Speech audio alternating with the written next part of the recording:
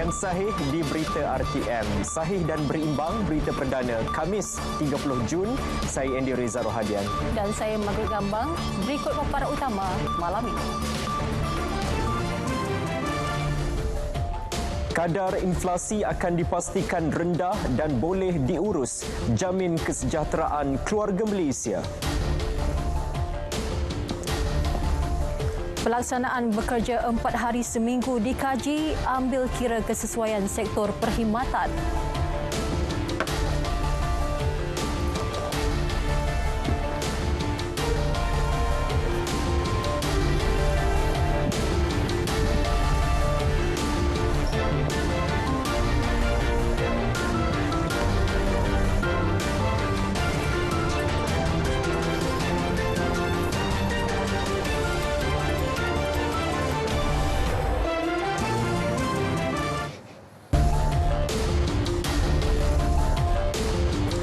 Assalamualaikum, salam keluarga Malaysia.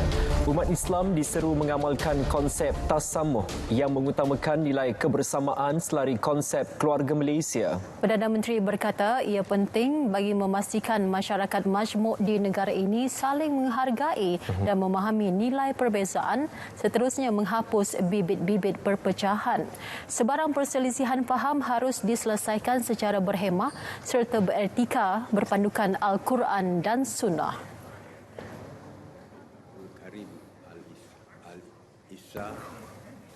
Mukjizat Al-Quran secara keseluruhan menyerlahkan semangat kesatuan dan salah satu falsafah kesatuan yang kerajaan pilih ialah keluarga Malaysia, satu istilah yang bertepatan dengan ajaran dari Al-Quran dan Sunnah Rasulullah. Konsep keluarga Malaysia ini mampu disempurnakan oleh para ulama dan ilmuwan Islam dengan memberi pendekatan erti kata kesatuan melalui konsep keluarga berlandaskan Islam. Count of 3. Beliau berucap merasmikan persidangan ulama Asia Tenggara di Petaling Jaya bertemakan kesatuan. Persidangan bermatlamat meningkatkan solidariti umat Islam dan mengharmonikan hubungan dengan masyarakat berbilang bangsa. Beliau menyifatkan pemilihan Malaysia sebagai tuan rumah bukti pengiktirafan masyarakat antarabangsa kepada negara ini yang menonjolkan Islam sebagai agama harmoni, selamat dan sejahtera dalam kepelbagaian masyarakat.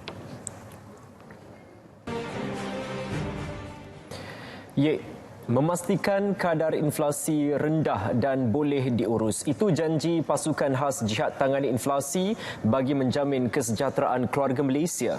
Pengerusinya Tan Sri Anwar Musa berkata perhatian akan diberi kepada semua harga barangan dan perkhidmatan yang boleh menyumbang kenaikan kadar inflasi selain ayam, telur dan minyak masak. Dan kita memberi jaminan kita akan terus melaksanakan pendekatan secara proaktif, mengawal dan mengekalkan negara berada pada kadar inflasi yang boleh diurus dan tidak mengalami inflasi yang tinggi. Beliau yang juga Menteri Komunikasi dan Multimedia menyatakannya selepas mesyuarat pertama pasukan itu di Putrajaya. Penubuhan pasukan tersebut akan mengukuhkan kerjasama antara pelbagai agensi dan akan dikembangkan ikut keperluan. Ya, dan ini pula susulan penyebaran maklumat palsu. Kononnya subsidi minyak masak 1 kilogram akan dihentikan mulai esok. Orang ramai diminta berhenti menyebarkan maklumat tidak sahih kerana ia akan mengakibatkan pembelian minyak masak dalam kuantiti besar. Impaknya berlaku kekurangan bekalan di pasaran. Semalam terdapat satu iklan di platform jualan atas talian yang tertentu yang membuat tawaran 5 kampit minyak masak 1 kg ditawarkan dengan harga RM27 dan diiklankan secara terbuka. Saya telah mengarahkan pihak MCMC mengambil tindakan di bawah undang-undang sedia ada. KP dan GP juga akan membuat susulan. Yang pentingnya tindakan tegas akan diambil bagi sesiapa saja yang melanggar akta sedia ada. RM1 bilion subsidi tambahan untuk ayam dan telur diperuntuk bagi Julai dan Ogos dalam usaha menangani cabaran kos sara hidup. Pertambahan itu menjadikan unjuran perbelanjaan subsidi tahun ini mencecah RM77.7 bilion. Menurut Menteri Kewangan Tengku Datuk Seri Zafrul Tengku Abdul Aziz, bantuan tunai tambahan bernilai RM630 juta dibayar kepada penerima bantuan keluarga Malaysia mulai Isnin lalu. Sekitar RM730 juta disediakan untuk menampung subsidi harga ayam dan telur bagi tempoh 5 bulan antara Februari hingga Jun. Berdasarkan Jabatan Perangkaan Negara, kadar inflasi negara bagi Mei lalu boleh mencecah hingga 11.4%. Namun, dasar subsidi membantu mengawal inflasi pada tahap 2.8%.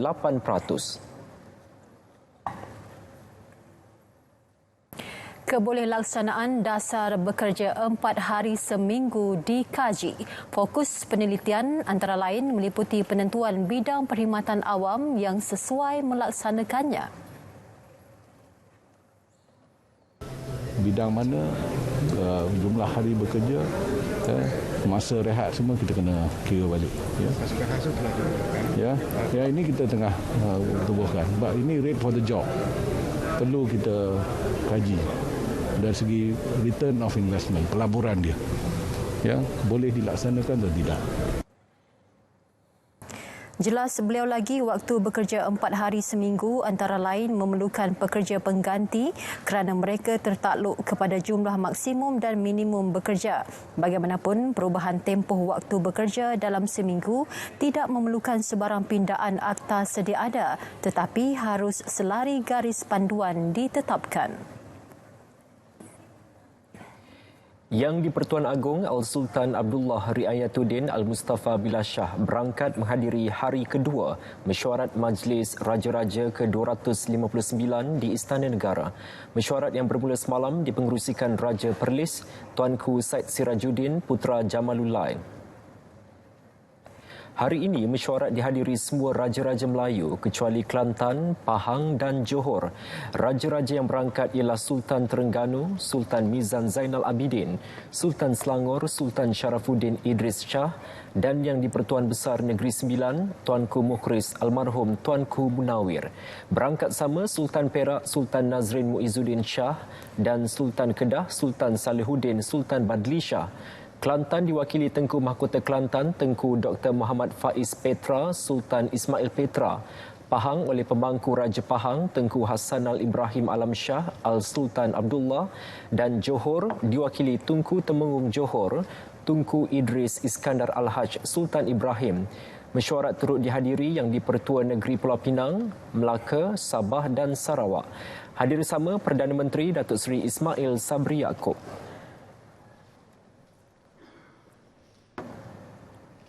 Buat pertama kalinya, perkhidmatan penjagaan spiritual diperkenal kepada jemaah haji Malaysia. Inisiatif tabung haji bersama Kementerian Kesihatan Malaysia itu bertujuan memantapkan kekuatan rohani para jemaah dalam mendepani cabaran sepanjang mengerjakan haji. Laporan Faisal Jamal. Kekuatan rohani atau dalaman perlu diberi perhatian serius. Lebih-lebih lagi ketika jemaah berdepan situasi luar jangka termasuk sakit. Ia memberi pengaruh besar terhadap fokus para jemaah dalam menyempurnakan ibadah. Jika dipandang enteng, jemaah berisiko menghadapi krisis spiritual yang mencetuskan rasa putus asa. Seperti kenapa saya ditimpa sakit di Tanah Suci, sedangkan expectation atau jangkaan mereka ni dah berada dalam keadaan yang sangat bagus, dapat pergi ke Tanah Suci, tapi kenapa masih lagi mereka diuji oleh Allah SWT. Dan kadang-kadang ada sebahagian pesakit yang akan berasa bahawa ini adalah punishment ataupun hukuman terhadap dosa-dosa mereka yang lalu. Jadi persoalan-persoalan spiritual ini yang sekiranya tidak dapat dibendung ataupun tidak dapat ditangani dengan baik, dia akan menyebabkan pesakit jatuh ke dalam situasi spiritual crisis yang boleh menyebabkan mereka berputus asa. Pendekatan penjagaan secara kebersamaan ditambah aspek keagamaan turut diguna pakai. Tujuannya mengelak jemaah rasa bersendirian ketika di Tanah Suci selain mengatasi krisis emosi. Secara mudahnya ialah sentiasa berfikiran positif, hindari sangkaan buruk, tenang dan berlapang hati agar kekuatan beribadah terus kekal dan mencari peluang untuk mendapat sebesar-besar ganjaran daripada Allah yang Maha Esa. Faisal Jamal, Mekah Al-Mukarramah, RTM. Lebih 100 usahawan luar bandar di Mini Karnival Usahawan Desa KUD at Lipis perlu memanfaatkan peluang mempromosikan produk. Program 4 hari ini dijangka dihadiri lebih 20,000 pengunjung dengan sasaran jualan melebihi RM200,000. Ayu Nurihan Saleh ada perinciannya. Program membantu memperkasa usahawan luar bandar memasarkan produk lebih efisien. Selain itu, meningkatkan daya saing dan kebolehpasaran produk luar bandar dalam meneroka peluang pasaran baharu yang lebih besar. Sasaran kita boleh mencecah sehingga 200,000 jualan. Mencecah 200,000 maknanya kalau sasaran itu tercapai ataupun kita berharap supaya lebih daripada itu. Sebab itu saya berpesan kepada peniaga-peniaga kecil kita agar stok sentiasa ada. Kalau hari ini umpamanya kita ada penceramah agama. Salah seorang adalah Datuk Ustaz Badil Shah yang saya percaya pengunjungnya akan begitu ramai pada malam ini. Dan diikuti setiap malam, setiap masa kita ada melaksanakan aktiviti untuk menarik pengunjung ke Karnival Usahawan Desa kita di dataran Orang Kaya Haji Lipis ini. Beliau menyatakannya selepas melawat aktiviti gerai jualan usahawan dan pameran agensi di Mini KUD at Lipis. 6 agensi di bawah KPLB terlibat iaitu MARA, Felkra, Kemas, Risda, Jabatan Kemajuan Orang Asli, Perbadanan Kemajuan Pertanian Negeri Pahang dan Kesedar. Platform ini turut membantu masyarakat orang asli memasarkan produk seperti kraftangan dan minyak wangi. Betul, kita memang sentiasa berharap ada platform macam ni, terutamanya Karnival Usahawan Desa ni lah. Sebab kebanyakan produk ni tidak diketahui oleh masyarakat umum. Kalau kita tak ada platform macam ni, memang tak sampai kepada masyarakat luar lah. Kebanyakannya dia buat di kampung-kampung saja kan. Di peringkat KPLB ni memang saya tengok ada 2 platform yang besar lah. Yang pertama di peringkat Jakua, kita ada Karnival Usahawan Rasli yang dah pun lepas last week. Dan yang ni terkini KUD di Lipis. Ini mempromosikan saya punya produk lah. Sebelum ni saya banyak dekat kedai saja. Sekarang saya boleh promosi dekat orang lah. Okey, so diorang tahulah orang Semelai dia terkenal dengan anyaman. Daripada anyaman kita ada beg dan macam-macam. Pameran dan tawaran agensi berkaitan juga diperkenal antaranya skim pengukuhan keusahawanan luar bandar dan skim pembiayaan ekonomi desa selain pendaftaran bagi program Desa Mall at KPLB. Menariknya, pengunjung boleh mendapatkan perkhidmatan percuma seperti gunting rambut dan penyelenggaraan motosikal oleh pelajar giat MARA. Ayuh orang lebih datang ke Karnival Usahawan Desa di dataran Orang Kaya Haji ni. Pelbagai produk disediakan untuk awak datang ke sini bermula pada 30 hari bulan Jun iaitu hari ini sehingga Ahad ini. Pelbagai produk-produk disediakan di sini antaranya kraftangan dan juga makanan-makanan orang Pahang antaranya sambal hitam dan datang ke sini daripada pagi sehingga malam. Pelbagai aktiviti juga disediakan di sini. Ayu Nurihan Saleh, RTM. Majlis Pelancaran Logo dan Tema Hari Kebangsaan dan Hari Malaysia 2022 oleh Yang Berhormat Tan Sri Datuk Seri Panglima Town Planner Anwar Haji Musa, Menteri Komunikasi dan Multimedia, Jumaat 1 Julai pukul 9 pagi bertempat di Auditorium Perdana Angkasa Puri, Kuala Lumpur. Saksikan secara langsung di Facebook Live Kementerian Komunikasi dan Multimedia Malaysia.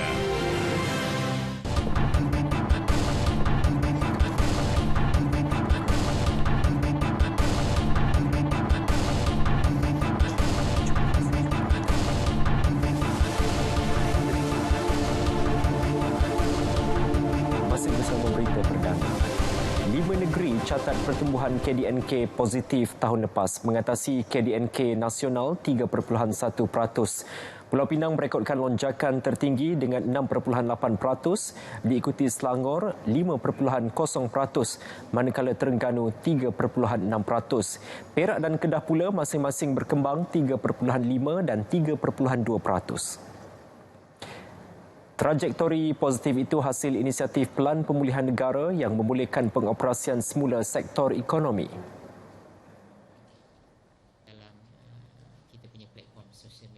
Kita menjangkakan impak kepada pemulihan yang lebih baik dalam sektor pelancongan ini akan berlaku pada tahun ini, dan data daripada suku pertama yang kita umumkan baru ini pun telah menunjukkan corak pemulihan, dan kita boleh dapatlah banyak juga paparan-paparan keperluan pekerjaan di sektor perhotelan yang kita dapati mengalami shortage dan sebagainya. Itu menunjukkan ciri-ciri pemulihan. Arang batu dan gas asli merupakan dua bahan api fosil utama digunakan dalam penjanaan elektrik negara. Meskipun tarif elektrik kekal seperti diumumkan baru-baru ini, wujud keperluan mempercepat pelan transisi tenaga negara ke arah yang lebih mampan sekaligus mengurangkan kebergantungan kepada bahan api fosil. Butirannya bersama Jalbert Robert. Rancangan Malaysia ke-12 meletakkan sasaran Malaysia menjadi negara sifar karbon bersih menjelang 2050.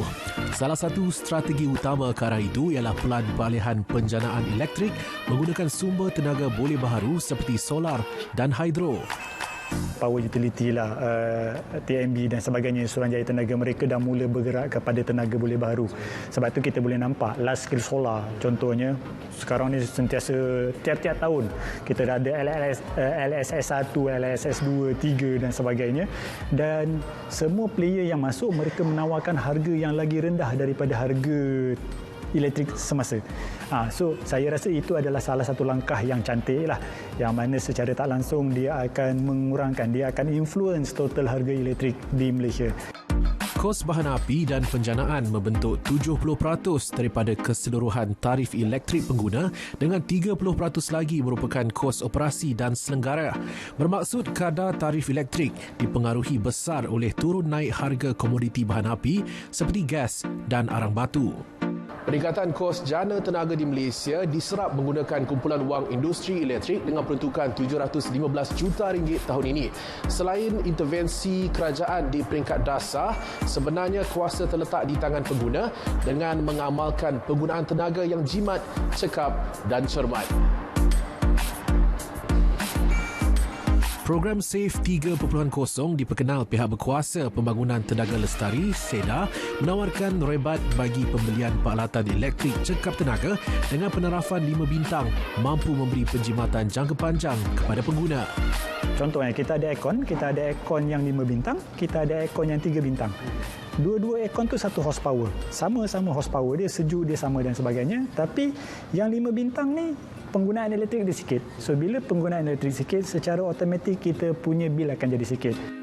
Selain SAFE, skim pemiteran tenaga bersih juga diperkenal sejak 2016 bertujuan menggalakkan penjanaan tenaga bersih melalui panel solar. Menerusi pelan tindakan tenaga boleh baharu pula, kerajaan menyasarkan kapasiti campuran tenaga boleh baharu dalam bekalan elektrik negara sebanyak 31% pada 2025. Pelan transisi tenaga yang komprehensif menjamin sekuriti tenaga masa depan yang mampan, menyokong pertumbuhan ekonomi tanpa meminggirkan alam sekitar. Jabatan Robert, RTM. Projek rangkaian digital Lebuh Raya terus berpotensi menjadikan Malaysia hub data raya yang strategik di rantau ASEAN. Projek dilaksana di sepanjang Lebuh Raya di Semenanjung di bawah seliaan Lembaga Lebuh Raya Malaysia, bakal membawa negara ke arah komunikasi digital berteknologi tinggi. With installation of fiber optic cables along all our highway network, Malaysia is set to become a comprehensive data hub. It is envisaged that this initiative aims to connect with other data centers in Singapore and Thailand, which is a strategic alignment of the ASEAN region. Ultimately, we are hopeful that local and international investors will be interested to invest in our digital network moving forward. Beliau optimis projek pembinaan kabel gentian fiber optik akan memberi capaian lancar untuk trafik jalur lebar di peringkat domestik dan antarabangsa. Fasa pertama dijangka siap hujung tahun ini melibatkan pemasangan kabel fiber optik dari Johor Bahru ke Bukit Kayu Hitam.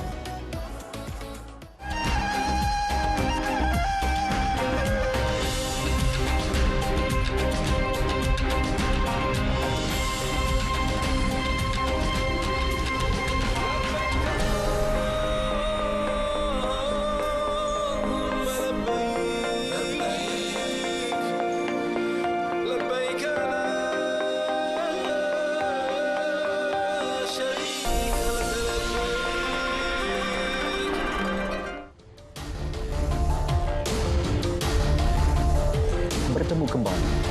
Memorandum Persefahaman MOU Transformasi Kestabilan Politik terbukti memberi banyak manfaat kepada keluarga Malaysia. Dimeterai pada 13 September tahun lalu oleh Kerajaan Persekutuan dan Pakatan Harapan, MOU itu memberi kesan baik kepada ekonomi dan pelaburan selain menstabilkan politik negara. Wartawan Mohan Chinasami ada laporannya.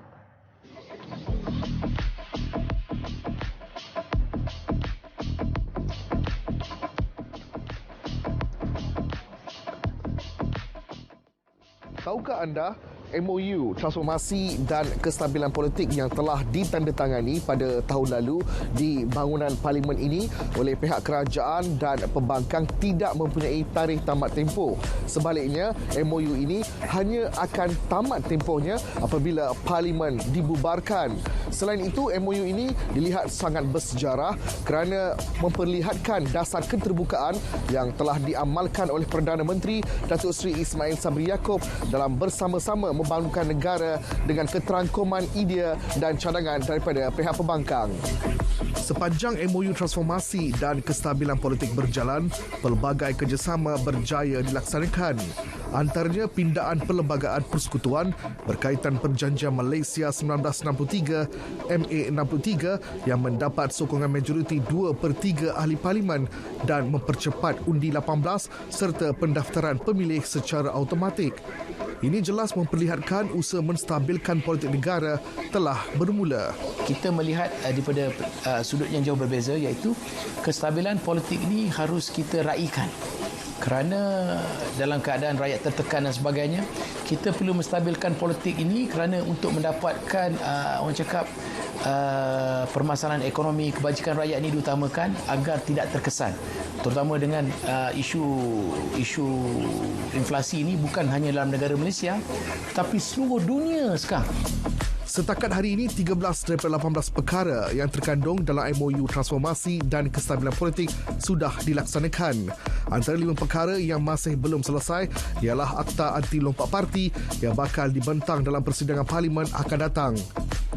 Ahli Parlimen Lebak Pantai Fabi Fazil merangkap pengarah komunikasi Pakatan Harapan mahu supaya MOU tersebut diteruskan kerana ia menggambarkan keterbukaan Perdana Menteri dalam menerima pandangan serta cadangan pembangkang dari aspek pembangunan negara. Memang keterbukaan Datuk Seri Ismail Sabri itu tidak boleh kita nafikan. Saya sendiri banyak peluang untuk bertemu, menyampaikan pandangan dan menyuarakan beberapa idea kepada Yang Berhormat Perdana Menteri, dan saya lihat beliau memang terbuka.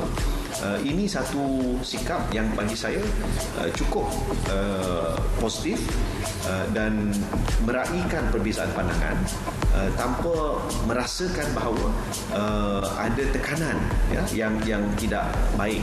Bagi pensyarah kanan Sains Politik UiTM, Mujibu Abdul Muiz, MOU tersebut berjaya membantu usaha kerajaan pimpinan Datuk Seri Ismail Sabri Yaakob dalam membentuk dasar menerusi libat urus pembangkang. Saya melihat bagaimana MOU ini memberikan akses yang luas kepada libat urus pembangkang dalam tindakan-tindakan kerajaan, terutama dalam aspek perundangan dan konsultasi dasar pada ketika itu, dan juga memperlihatkan bagaimana Perdana Menteri pada ketika itu mempunyai jiwa besar dan terbuka untuk memberi layanan profesional dan adil kepada semua ahli parlimen. Sehingga ke hari ini, walaupun wujud beberapa permasalahan, MOU Transformasi dan Kestabilan Politik telah menunjukkan kesan yang baik kepada usaha memulihkan pertumbuhan ekonomi negara yang merudum tahun lepas, termasuk pelaburan. Ia jelas menunjukkan sekiranya tiada kestabilan politik, sudah pasti pelaburan juga terjejas. Mohan Chinasami, RTM. Dua individu termasuk Presiden Parti Perpaduan Rakyat Sabah Muhammad Arsyad Abdul Muallab didakwa mendalangi sindiket penipuan kad data maklumat bukan warga negara. Mereka ditahan di Subang Jaya, Selangor minggu lalu setelah memperdaya ratusan warga asing. Mendedahkan modus operandi sindiket, Menteri Dalam Negeri Datuk Seri Hamzah Zainuddin berkata suspek menjanjikan pelbagai keistimewaan kepada pemegang kad khas itu, termasuk akan diberi kad pengenalan Malaysia. Apabila saya mendapat tip daripada seorang, ianya bukan warga Malaysia. Yang saya dapat ini daripada seorang bukan warga negara di luar negara kita, memaklumkan kepada saya, dan saya dengan Tan Sri IGP telah pun memaklumkan kepada satu kumpulan yang kita panggil unit khas untuk membantu kita buat siasatan dan akhirnya menangkap. Saudara, seterusnya kita ke edisi sukan bersama Syairul Islam. Silakan Syairul. Baik, terima kasih. Lizijia kecundang di hadapan penyokong sendiri. Datuk Pandelela Rinong gagal tambah pingat di Budapest.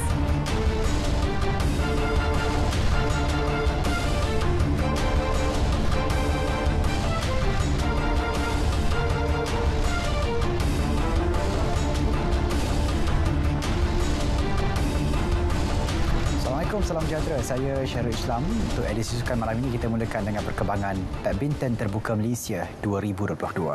Hari ini merupakan hari ketiga kejohanan berlangsung di Axiata Arena dengan 10 wakil negara beraksi di pusingan kedua. Bergu lelaki profesional negara Ong Yu Sing Teo Ee Yi antara yang mencatat kemenangan pada aksi siang tadi. Mereka cemerlang apabila menundukkan pemenang pingat emas Olimpik Tokyo Lee Yang Wang Chi Lin 21-17, 21-18. Kelebihan beraksi dengan sokongan padu peminat di arena Axiata, Yu Sing dan Ee Yi berjaya menang dengan straight set dalam tempoh 41 minit. Kemenangan ini sekaligus memperbaiki rekod pertemuan buat gandingan ranking 10 terbaik dunia berkenaan. Nak fikirlah, kita lawan dia pun tak ada cakap advantage diorang pun, kita rasa setiap game kita masuk pun macam 50-50, kita give our best on court and thank God we win this today. Yeah. Mereka akan bertemu pilihan ke-6 kejohanan Fajar Alfian, Muhammad Rian Arianto dari Indonesia di suku akhir. Baik, sementara itu wakil tunggal perseorangan Malaysia di pusingan kedua Lizijia dikejutkan pemain ranking ke-26 dunia Syeza Hairuan Rustavito dari Indonesia dalam aksi 3 set. Kedua-dua pemain ini telah bertemu sebanyak 7 kali dengan pertemuan terakhir dimenangi Zijia pada terbuka Thailand baru-baru ini. Cesar menguasai set pertama dari awal permainan dengan corak agresif untuk menang 21-19. Namun Zijia yang menduduki ranking ke-5 dunia berjaya mengawal permainan di set berikutnya untuk menang juga dengan keputusan 21-19. Di set penentuan pula, aksi Zijia yang diiringi sorakan padu penyokong masih gagal untuk menundukkan Cesar apabila tewas 16-21. Untuk saya lah. Dan memang once saya decide untuk compete tournament ni, saya akan go all out. So kalau ini result dia, saya kena accept lah. Memang banyak lagi yang tak cukup, kita kena admit lah. Ya. Cesar akan bertemu Kento Momota dari Jepun yang menundukkan Angus Nkalong dari Hong Kong. Dalam acara beregu gandingan wanita negara, Ana Cheong Ching Yi Tioh Mei Jing melakar kejutan menumbangkan beregu nombor 3 dunia Lee So-hee Shin Hyong Chan dari Korea Selatan. Pasangan negara itu memerlukan masa 54 minit untuk menang 18-21, 21-12, 21-15. Lawan mereka di suku akhir sama ada pasangan dari Thailand ataupun Jepun. Sementara itu, gandingan perlitan M. Tinah pula gagal meneruskan kemaraan kepusingan kedua selepas tumpas kepada gandingan China Zhang Yuyan Zheng Yu dengan straight set. Aksi di set pertama, pasangan negara itu dilihat mampu memberi saingan sebelum tewas 19-21. Namun di set kedua, pihak lawan tampil dengan aksi lebih kemas untuk mengawal permainan sekaligus menang dengan keputusan 21-15. Nasib sama dialami beregu campuran negara Chang Tanji, Valerie Xiao. Mereka tumpas straight set 16-21, 10-21 kepada pilihan kedua kejohanan Zheng Siwei, Huang Yaqiong dari China. Dalam satu lagi pertemuan, gandingan Goh Sun Huat, Shevan Jemilai pula kalah kepada beregu dari Korea Selatan, Kim Won Ho, Jeong Na Yun. Walaupun bermula dengan baik, apabila menang 21-10 di set pertama, mereka gagal mengekang kebangkitan Won Ho Na Yun di dua set berikutnya, tewas 18-21 dan 17-21.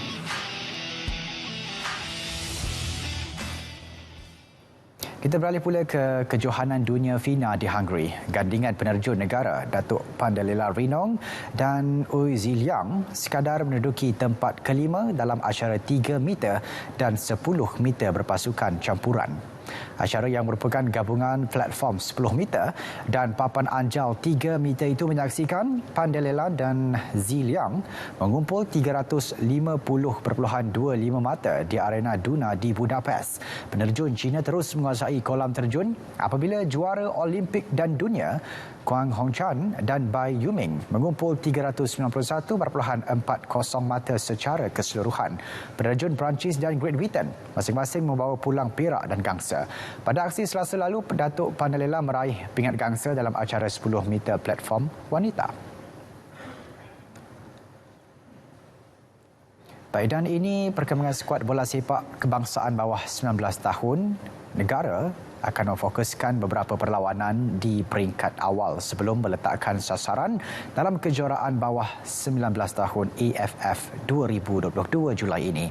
Ketua Jurulatih Hassan Zazali Muhammad Waras berkata, langkah itu diambil kerana tidak mahu memberi sebarang tekanan kepada pemainnya.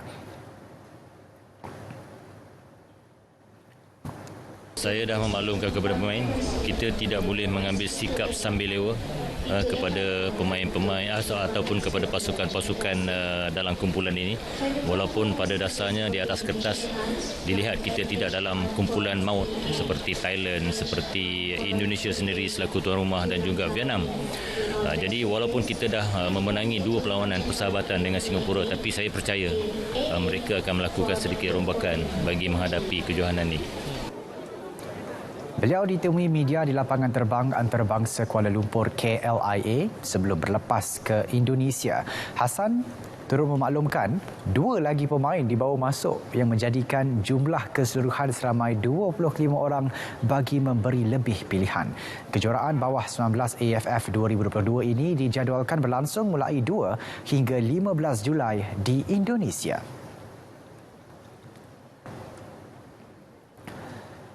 Saudara, paparan itu mengakhiri edisi Sukan 30 Jun 2022. Saya Syarul Islam.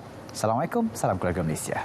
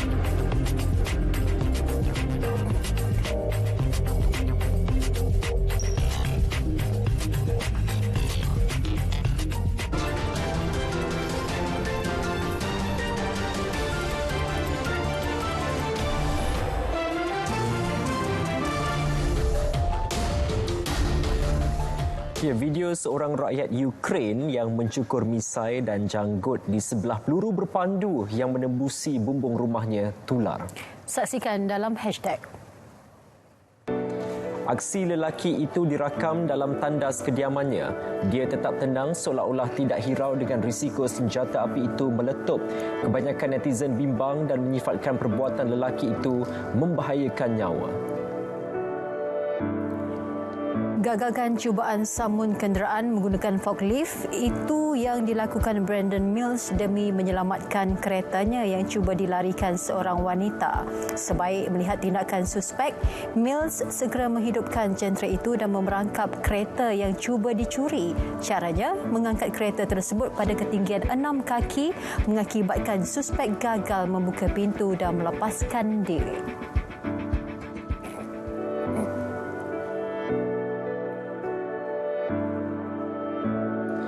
Nalston Suite, hotel tanpa atap dan dinding di Switzerland. Lokasinya bersebelahan stesen minyak dan jalan raya. Tarikan itu ditawarkan kepada pelancong yang mahu kelainan ketika bercuti. Hotel dibina adik-beradik Ricklen bertujuan menerapkan kepada pengunjung tentang falsafah berfikir di sebalik kehidupan penuh kekurangan. Saudara, berita perdana 30 Jun 2022 berakhir di sini. Ikuti program inklusif selepas ini. Dengan itu, Assalamualaikum. Salam keluarga Malaysia.